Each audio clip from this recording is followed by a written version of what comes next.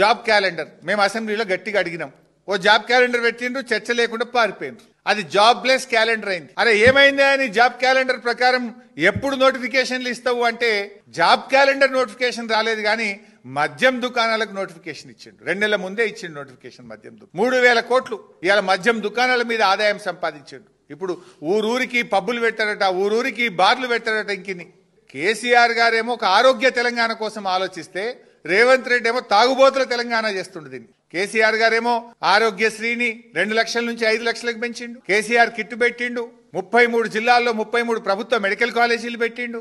వైద్యాన్ని అద్భుతంగా చేసిండు కేసీఆర్ గారు. అరే ఆనాడు 2 డయాలసిస్లు ఉంటే 102 డయాలసిస్ సెంటర్లు పెట్టిండు కేసీఆర్ గారు. 4 టిమ్స్ ఆసుపత్రులు పెట్టిండు. వరంగల్లో హెల్త్ సిటీ పెట్టిండు. ఒక ఆరోగ్య తెలంగాణ వైపు కేసీఆర్ అడుగులు వేస్తే రేవంత్ రెడ్డి గారేమో తాగుబోతుల తెలంగాణ వైపు అడుగులు వేస్తా ఉన్నాడు. ఇది కేసీఆర్ పాలనకు రేవంత్ పాలనకు ఉన్నటువంటి తేడా.